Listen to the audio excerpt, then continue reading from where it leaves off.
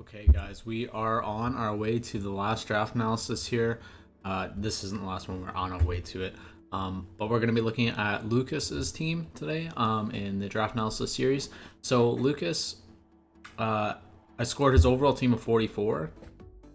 Lucas's team has a lot of things going for it and a lot of versatility out of his team. So, Tangrowth being able to be physical or special, Intimidate from Manectric. You got Veil from Vanillix, Freeze Dry, which is very important as we've seen in his last matchup. Nidoking being physical or special. Cofagrigus, the same thing, physical or special. Also having access to Nasty Plot. Regenerator out of Mineshout and Tangrowth. And then, Drudigan with the rough skin, Glare, which is really nice if he needs to outspeed some of the mons that are going to naturally outspeed Greninja and his other mons, like Mega Manectric. And then we have Greninja and Mew, just absolutely crazy versatility from these two Pokemon. Of course, they can both be special or physical attack, and Mew can be defensive or specially defensive or utility. It can be anything you want.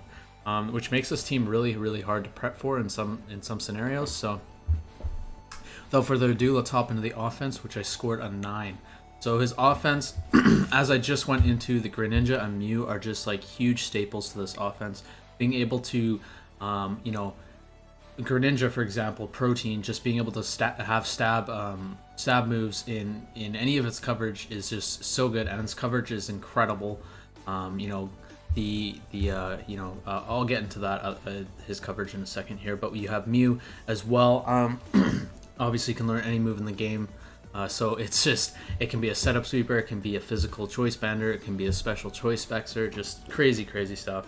Nidoking, of course, sheer force, just an absolute monster to deal with on the special or physical side.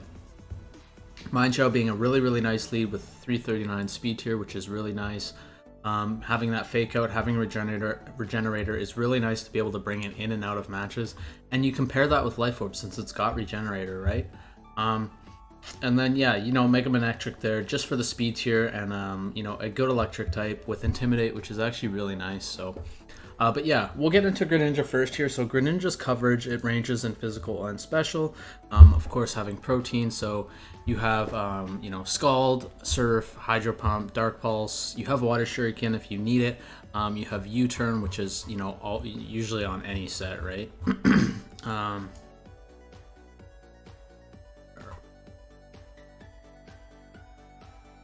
An interesting thing that I seen on the show down here was Z-Dig. But you have Gunk Shot. Of course, the hidden powers make this Pokemon absolutely crazy. I'm surprised this draft group wanted Protein Greninja to be allowed, considering hidden power just puts it over the top in my opinion, because it can be any type, right? You have Ice Beam, you have Rock Slide, you have Spikes, you have Toxic Spikes. I didn't know about Toxic Spikes too. Oh fuck! I didn't know it got both. You have Ice Punch. Haze is really nice on it. Grass Knot, of course, as well. Extra Sensory. It has some other, really weird niche things. I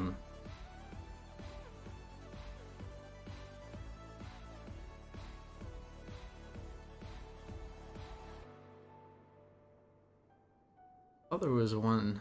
It does have Taunt as well. I thought there was something that I seen on here. Maybe not. Also has Aerial Ace and Acrobatics as well. So, not a huge amount of coverage, but it's got good coverage, especially with Hidden Power being available. Oh, that was it. Shadow Sneak, if you need it. The Ghost, being able to change the Ghost type if you know a fighting type's coming is actually kind of cool, because you can get some damage off and then switch out if they think that they can just attack a Dark type with Mach Punch or something. But yeah, that's about the range of its coverage, which is not like Mew or anything like that, but it is great coverage. Having the ability to Gunk Shot, things like that, is just really nice. Sorry, I just had some moves that I've never heard of. And then we have Mew here, okay? Now, I'm not going to get into every single thing that like Mew can do, but some sets that are really good in draft are Dragon Dance sets, Cosmic Power, Stored Power sets, Calm Mind sets, Nasty Plot sets. Like I said, it's got cover. It learns every move, so it can do anything. It's got Bulk Up, yeah, I mean, Fire Blast, Ice Beam, Thunderbolts, Psychic, Future Sight, you know, yeah, I want to get into it, but like, I mean, it'd almost be like a 10 minutes just on Mew here. You know, it could do some really interesting stuff too, like the Latias do, which is Reflect type, which is really annoying to deal with. Cosmic Power, Reflect type, crap like that, right? So, also got U-Turn and Volt Switch as well. So you know, a Pokemon really that shouldn't be allowed in draft, just because its versatility is virtually anything. In the place that I am participating in, they just actually put a ban out for Mew. I think it'll have to go to a vote, but people want it gone just because it's so hard to be able to prep for it.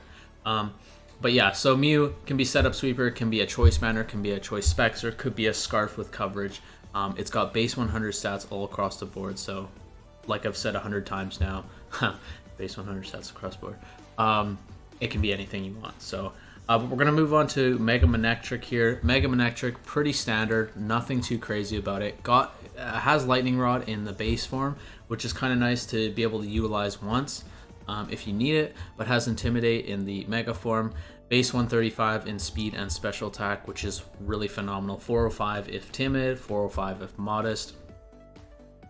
And its coverage, it's not a whole lot, but it's, you know, it's a fast electric type with enough coverage and hidden power available to it. So it's got Volt Switch, Thunderbolt, Discharge, Overheat, Flamethrower, and then the hidden powers, of course, right? So there are some other weird things that it has, like Flame Burst and crap like that, but like, I mean, it's not going to be useful. Quick Attack, I've seen, you know, I could see some use to it. It's toxic, you know, if you're constantly getting swapped into by a ground type or something like that, Toxic might be nice to run.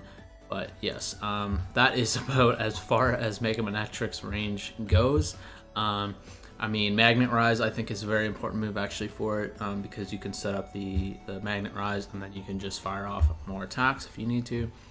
But yeah, I mean, that's what it needs. I think if you put anything else, you know, if you put more stuff onto it, it could potentially put it into, you know, the tier 1/breaking zone, just because its speed tier is so good and its special attack is so high as well. So Moltres we can mention as a little bit of an offensive type here. I mean, it does have access to Hurricane, Flamethrower, and Mystical Fire. It does have base 125 special attack, base 100 attack.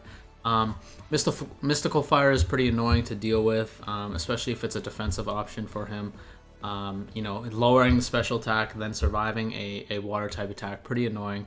Did also in Gen 8 get access to Scorching Sands, which is phenomenal for all these fire types that were always walled by steel, or just not walled, but able to. Just being able to use a ground move as a fire type is really nice. It was being walled by own fire types was the problem. Stuff like that. So, but then Tangrowth here. This is a pseudo offensive Pokemon. It's gonna go in, absorb stuff, and then fire off attacks. It's gonna be pretty annoying. It's base 110 special attack, base 100 attack. So, put a vest on that. Put, you know, into a defense, max HP, max attack, or something like that. It's be pretty annoying. Its coverage is good as well. We have Ancient Power if you need it, but we have Hidden Power. So I mean, Hidden Power has way more PP than Ancient Power. Has Curse, has Brick Break, has Knockoff, Earthquake, Giga Drain, Grassy Glide if you have Terrain. Has Knockoff, Infestation, Leech Seed, Leaf Storm as well if you need the extra damage. Rock Slide, Sludge Bomb, Stomping Tantrum, and Swords Dance. So, you know, it has some offensive options to it. Sleep Powder is also really nice. If you're, you know, a Swords Dance set, you could pull that out. Power Whip is really good too. Yeah, Poison Jab on the physical side as well. Does have reliable recovery in Synthesis or Morning Sun. Both decent ways to recover its HP. So, a really annoying Pokemon to deal with on the defensive end. But yeah, that's his offensive capabilities. I wouldn't say it's like an offensive Pokemon, but it can be. Swords Dance really makes that viable. So since it's so defensive, you could run, you know, Swords Dance and then Power Whip and stuff like that, right? So And then we have Vanillix here, which I think is actually a really important mon in draft. Its move, specifically Freeze Dry, I think is important in draft. It's just so hard to deal with that move in general, and especially with a Pokemon that has base 110 special attack. 79 speed is good enough. Base 95 split def and 85 defense is good enough for it to survive an attack. But yeah, setting up Hail gives it, since it's got Ice Body, or sorry, Snow Warning, gives it 100% Blizzards, but Freeze Dry is the thing that I want to talk about on this Pokemon. Being able to hit Ground types, Flying types, and Water types for super effective damage is, and Dragon types is crazy. That covers a huge board of Pokemon in draft teams. I mean, most draft teams are going to have a Ground type, a Dragon type, and a Water type, and you can cover all three of them. Some draft teams will have all four, including the Flying type, and you just, have Vanillix or have a Pokemon with Freeze Dry, and it can cover all four of them. It makes it so hard to deal with in the match. Once it gets out into play, I mean, what do you do at that point, right? So also having access to Ice Shard for that priority, which is really nice, and of course we have the hidden power available to us. It does also have Flash Cannon, has Mirror Coat if you looking to catch your opponent off guard. So we got that. It has Weather Ball as well. If if you don't really want to use the Blizzard, but I mean Blizzard's good. It's got 100% accuracy in the Hail, right? But like if you're versing a Rain team or something like that, you could totally just run Weather Ball and still do tons of damage. So Vanillix, a very, very good Pokemon on this team. It really helped him out in his match versus Jace, so in that Rain team. But next we have Nidoking here.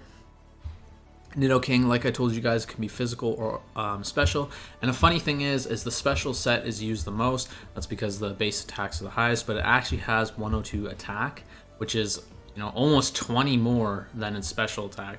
Special attack only being 85. So the special side, you guys know what it learns on the special side: Sludge Wave, Earth Power, Ice Beam, Thunderbolt, Fire Blast, perfect coverage basically. But on the physical side, it does have things like I'll name the mons that the moves that it can make use of on the physical side. Fire Punch, Ice Punch. I think it learns Thunder Punch as well. Yep, Thunder Punch, Throat Chop. Poison Jab. We have Poison Jab as well. Body Slam. Body Slam as well. Obviously not nearly as good as its special side, but it can definitely be used as a physical attacker as well. So that's really all there is to Nidoking. It's not going to do anything too much more. Offensively, it's not going to be setting up anything because it doesn't have any setup options besides Curse. I mean, it could do that, but its typing, it doesn't really, help it. Its defenses aren't that high either. It does have some utility options, which I'll get into later. So, but we're gonna move on to Cofagrigus here. Now Cofagrigus, this Pokemon, it's an annoying freaking Pokemon, man. Mummy is such an annoying, underappreciated ability, and it's so good in draft. Being able to take away other Pokemon's ability is really nice. I mean, you're in front of a Clefable, you knock off the Clefable. Well, now it's got Mummy. Now you can Toxic it. Now it's gonna, lose in the 1v1, right?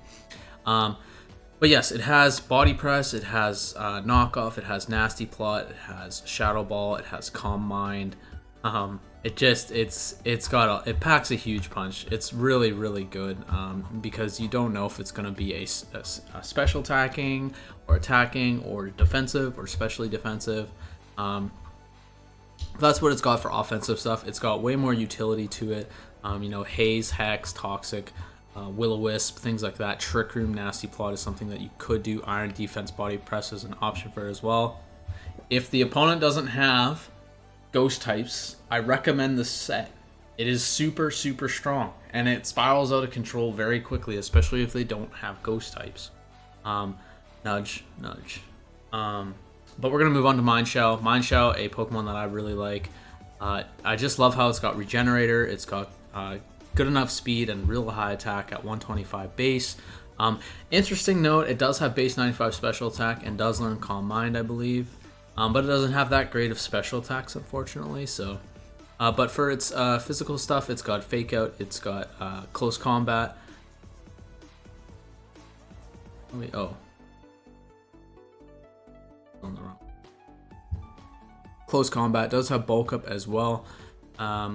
We have knockoff, we have U-turn, we have poison jab, we have rock slide, we have stone edge, and then we have taunt and swords dance as well. So I mean, this thing could be a setup sweeper with swords dance easily. I mean, it's, you know, it's power and speed totally allow it to do that if it's needed. So on this offense, there's a lot of things that can happen, right? I mean, there's setup between Mew, there's setup between Tangrowth, there's setup between Fagrigus, Mindshell, you know, even Drudigan to an extent. So I think Drudigan gets set up. Got Curse. Let's not get Curse. I lied to you guys. Drudigan does not get set up. But yeah, so Mindshell, just a really good, like, you know, pivoting mon for his team. It's a really safe and good lead for him, especially if it's Scarf. He can scout out what the opponent wants to lead. Maybe it'll give him an idea of what the opponent wants to do. Forgot to mention that it does also get Drain Punch and Blaze Kick, which is really nice. Drain Punch giving it a little bit more reliable recovery, and then Blaze Kick being able to cover, you know, those the bug steals and the grass steals for those ×4 damage, right?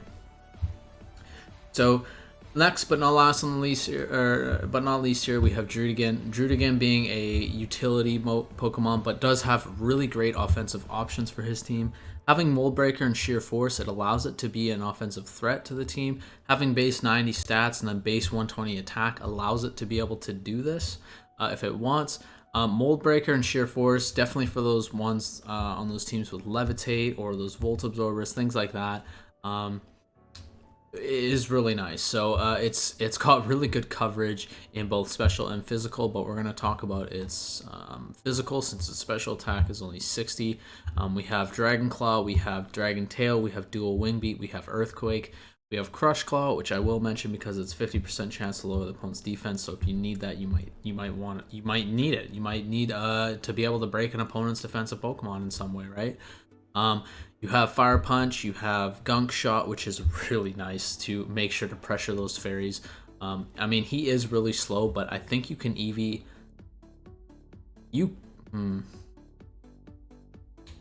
I want to see if you could EV it. Speed certain fairies. Clefable. So Clefable, yeah, base 60. Oh yeah. So you could EV this to outspeed a Clefable with no EVs and speed.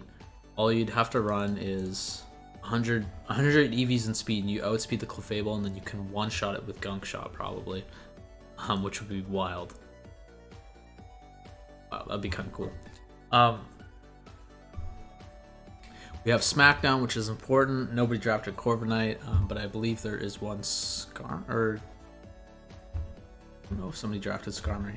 It's important for those mons though, the Skarmories, the Zapdoses, the Moltres. I mean, Smackdown would probably kill Moltres anyways, but yeah, you understand what I'm saying here. You have Taunt, you have Thunder Punch, you have Sucker Punch as well, which is really nice considering it is a slow mon. It does get Scale Shot, so you could boost its speed if you needed to. Scale Shot is definitely one of its best dragon moves. I do like Dragon Claw a lot more on or sorry, not Dragon Claw, Dragon Tail a lot more on these Pokemon, just because you know, it forces the switch at the same time as well. And Superpower, and that's about all we got for the coverage here. But I'll get into its utility options as we get into the defense here. So the defense, I scored a 9 as well.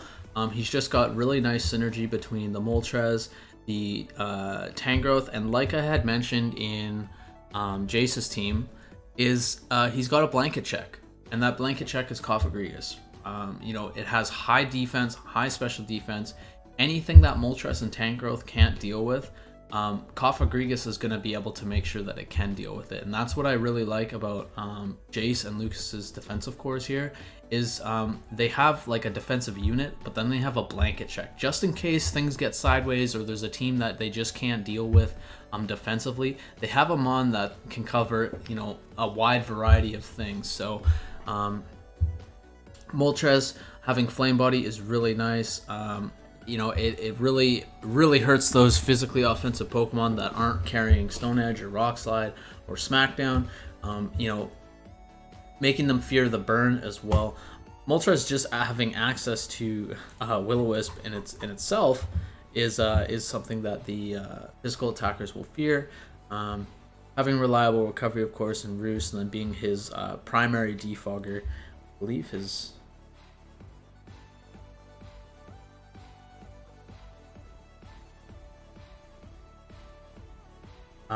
He does have one other defogger in Mew here. So, but Moltres having, you know, the Roar, which is really nice as well. It's really good for those teams that really want to set up, especially because Moltres is able to be so defensive. He's able to force the opponent to fear the Flame Body or the Will-O-Wisp. Is really nice. And then having U-Turn on this type of defensive Pokemon is also really great. So, a top-notch defensive Pokemon. Definitely, I can't wait to vote this higher on the tier. It's such a great Pokemon.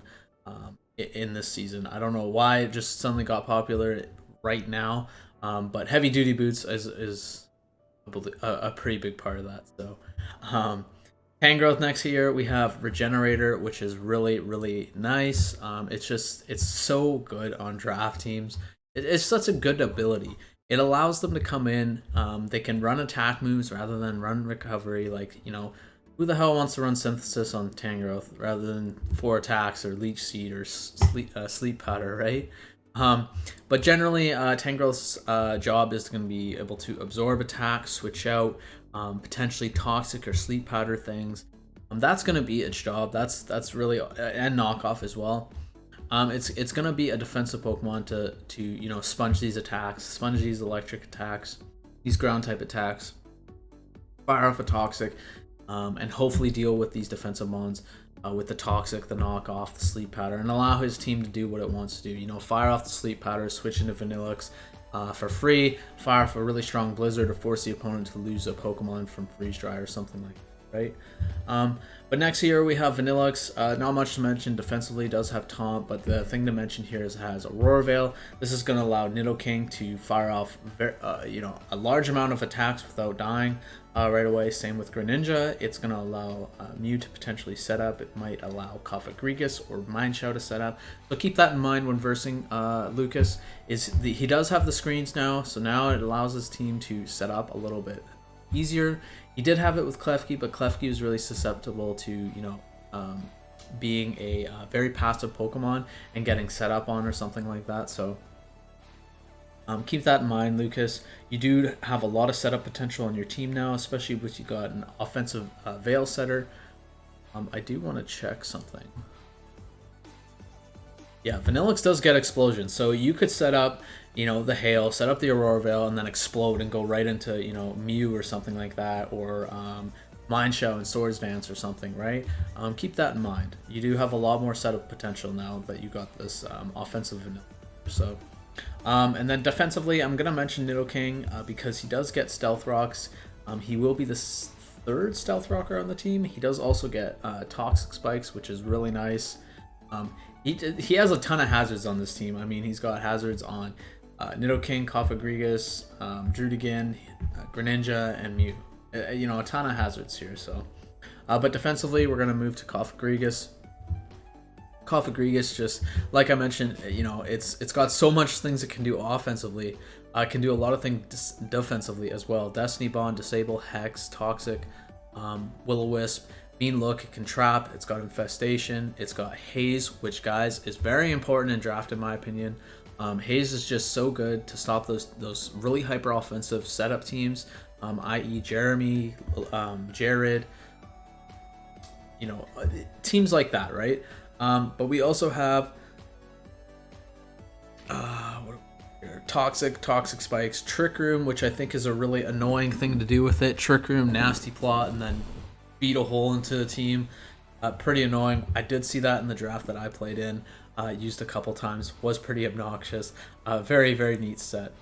And then of course, if you lead Cofagrigus and you want to lead him, and you're figuring the opponent's gonna lead, you could run Magic Coat as well. You know, and then force the rocks on their side or something like that, or the webs, right? Might be a good idea. So, but the main focal point of this Cofagrigus is it having Haze, Hex, Will-O-Wisp. I think those are the most important points for this Cofagrigus. As I said, as a blanket check to most things, being able to do that is really nice. And guys, one thing I do want to mention that I think is gets overlooked a lot is Memento. So it's gonna you're gonna faint. The Cofagrigus is gonna faint, but it's gonna lower the opponent's attack and special attack by 2. This could allow things like Mew to set up. It could allow the Tangrowth to set up, the Mind Shadow to set up. It's just another option to allow him to set up, and it's something that he can do in playoffs if he needs it, right? But last but not least, on the defensive side here, I'm moving in a weird way. I am gonna mention Mew defensively. So second to last year, we have Drudigan. Drudigan having rough skin, so rough skin Rocky Helmet is going to be really nice for those physically strong teams. Lucas can bring that, and just he can switch it in, force the switch, and then pick Glare, which is going to be really nice, or just Dragon Tail, which is really annoying as well. He can also look to set up the Stealth Rocks, which I mentioned he does get access to as well. So the Glare, the Stealth Rocks are going to be the nicest thing for this team. It's going to make sure that Greninja can outspeed its threats, and same with the Mega Manectric. But yeah, the Rocky Helm Rough Skin is just it's so obnoxious. If you got strong fighting types or something like that, and they're not carrying Ice Punch or something, they're carrying a Rock move from Moltres. Just so obnoxious to switch in and take like half your health from Rough Skin Rocky Helmet. This is also really nice for the Chinchinos, the Urshifu Rapid Strikes, things like that. It's going to be really nice to alleviate the threat of those. So lastly, for defensive Pokemon is Mew. I'm not going to get into everything that it can do defensively, but the most important things that it can do for the team defensively: Defog, Heal Bell, Wish, Stealth Rocks. I think it gets Spikes and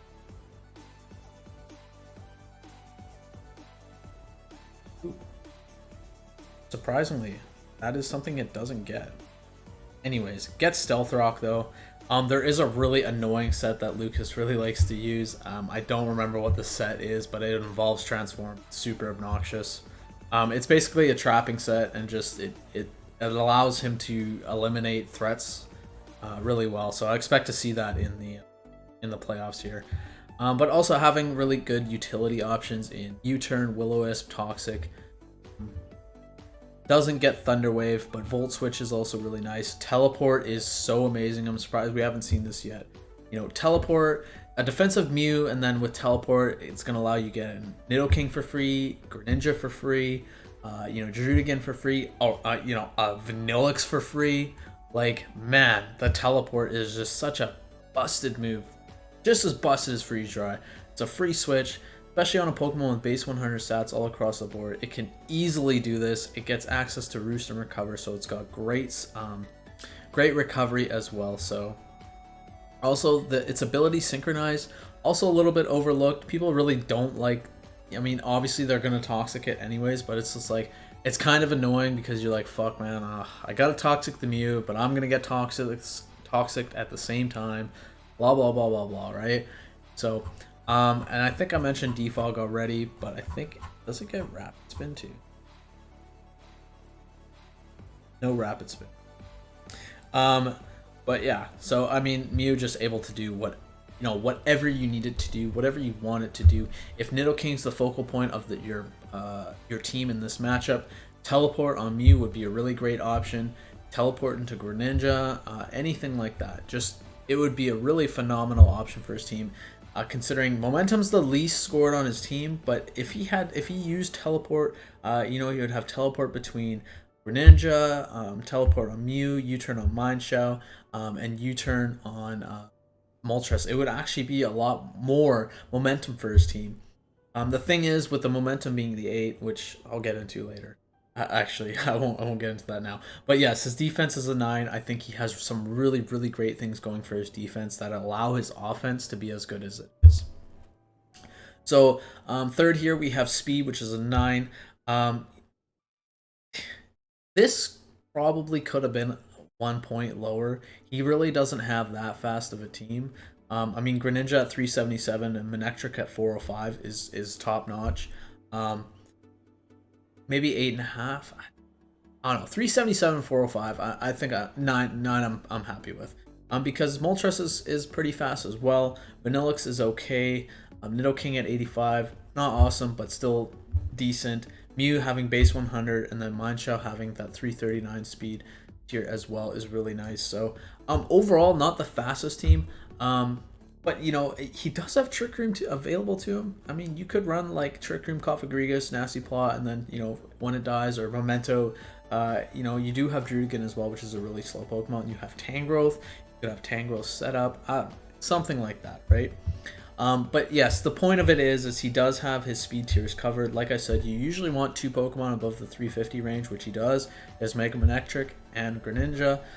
He does have Mew as well at base 100. He does have Mineshaw above the base 100 stat as well. So he does have good speed tiers. He's covered his bases in that regard. As for hazards, though, guys, this could have easily been a 10. I just wish his hazard removal. I mean, don't get me wrong, he has good hazard removal, but the thing is like Moltres being his primary hazard removal is fine. But the thing is if you're versing an opponent with a rock type, or they generally are going to be able to run a lot of rock moves, you force it either to not come, or you force Mew into a position to run Defog. Now this takes away from Mew's versatility. If you had another Defogger or a Rapid Spinner, I think this would really tie up the team in terms of hazards and easily make it a 10. Considering you have a lot of hazard removal and you have Aurora Veil on Vanillix, or you don't have a lot of hazard removal, you have a lot of hazard setting.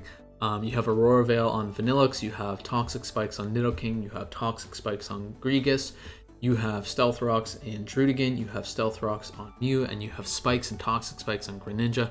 Not to mention this will also change its type, so you could, you know, use the spikes. You know, somebody's using an electric type Pokemon, use the spikes, switch your type to ground, and then switch out, and you get that free setup of spikes. So a lot of hazard setup for his team, and it's really notable because it's going to allow this Greninja, this Nidoking, this Mineshaw to pick up these kills, these one-hit KOs, because it's going to, you know, accumulate chip damage for them. Where they normally wouldn't be able to get those one-hit KOs without that chip, right? And last but not least here, we have momentum. So as I was kind of getting into it, he does have momentum in terms of volt switching and turning and stuff like that. He does have it between Mineshaw, Moltres, both having U-turn. He does have U-turn and volt switch on Mew. He does also have teleport, which I think is the big the big mind changer here for me in terms of rating this an 8 or a 9. I think teleport could make this team really, really obnoxious. He does have U-turn on Greninja as well, but I'm going to go back to this Mew having teleport and why it's important to this team. You can have teleport, and, you know, for example, if he ran it in his game versus Jace, he could have easily had this as a Spadef set, teleported into the Vanillix many, many times, and fired off freeze dries like crazy, and just, you know, broke apart Jace's team with, you know, teleport freeze dry. It just, you know, teleport into the Vanillix for free, because Mew will easily be able to absorb the attacks into a Pokemon that's going to be able to break the opponent's team. So, but the teleport is going to allow the Nidoking, which is a wall breaker, to come in for free, fire off a super effective attack or just a neutral attack. The Greninja to come in and fire off a really strong attack as well, or the Mineshaw to come in and close combat, or the Manectric. If they don't have any ground types, you could easily send in Manectric and Thunderbolt. Just endless capabilities with that teleport. Endless capabilities for his offense. And that's what's really important, because his offense isn't like, you know, holy shit, he's got Mega Garchomp, he's got Urshifu Rapid Strike. It's not like Jeremy's team where you look at it and you're like, fuck, I don't know what I just need to attack against this team because there's so much offense. It's not like that. It's just very versatile, his offense. You know, Greninja, Tangrowth, Nidoking, Mineshaw just have a lot of versatility to them and what they can do and what they can bring. And that's what makes this team good and what makes this team kind of scary. So overall, the way that I would talk about this team is just very versatile. He can build it to any matchup, and that's why this is an above average team. The other thing that I do mention in a lot of my drafts, sometimes the above average teams, how I would explain them is a person with less experience will be able to take this team and do moderately okay with it or well. And you know, that's not to say like more intricate teams that are difficult to use that I might score higher would be, won't be able to be used by less experienced players. They're going to be very different. But like, yes, what I think with this team is you could give this to a less experienced player and they would probably do well with it because you've got Moltres, you've got Tangrowth, and you've got Cofagrigus. You could just run those 3 Pokemon and then you can pick your 3 offensive Pokemon and go from there, right? Much easier to build than like, a team like, let's say, we'll say Hasins, which I rated good as well. Hasins is a really good team, but it also needs a really good mind behind it because there's a lot of things that you need to put together and pair with. So that's how I would kind of go about that in terms of what I would explain these teams as. So overall, guys, this is a 44. I think this is a top-notch team, one of the top teams here in the draft. I think he slid out into the radar a little bit. People maybe not forgot, but weren't paying as close attention. But this Greninja and this Mew are wreaking havoc on the draft right now. So I'm excited to see how they do. And if Lucas stays in the playoff contention, I'll be excited to see how he does in playoffs. And we'll see you guys on the next one.